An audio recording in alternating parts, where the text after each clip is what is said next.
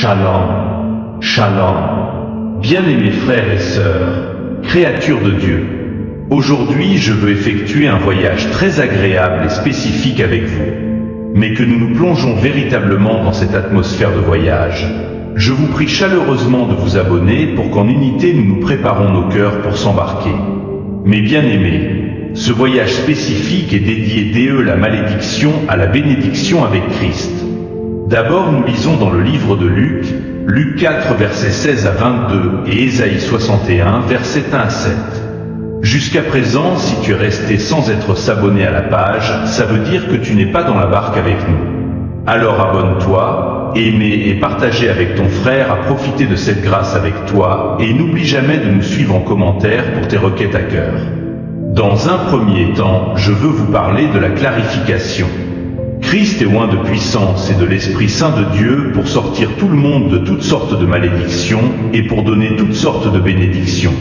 Celui qui a Christ en lui n'est plus esclave, ni sujet à d'aucune malédiction.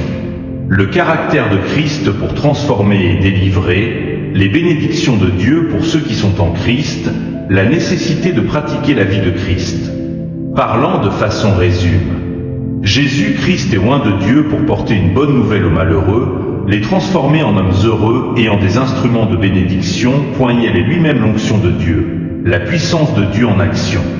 Ayant détruit le pouvoir de la malédiction à la croix, il a le pouvoir de libérer tous ceux qui vivent sous la malédiction de Satan. Ainsi, nul ne peut demeurer dans la malédiction en étant en contact avec lui. C'est ainsi qu'il nous a libérés de la malédiction pour faire de nous une maison de Dieu en esprit.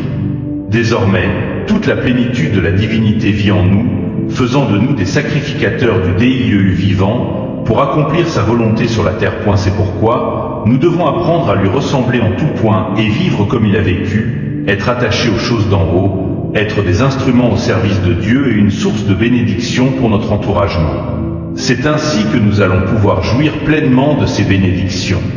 Alors bien-aimés, je vous à mettre en application comme suite. Savoir que Christ a ôté toutes nos malédictions. Savoir que nous ne devons plus nous considérer comme des esclaves de Satan et ses démons. Propager cette bonne nouvelle dans notre entourage.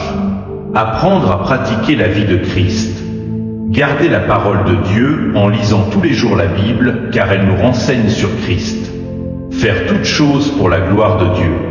Bien-aimés frères et sœurs, maintenant que nous sommes à la destination de ce voyage, je vous prie humblement de rabaisser les têtes et fermer vos yeux pour cette prière de fin. Seigneur, merci pour ta bénédiction de fructification.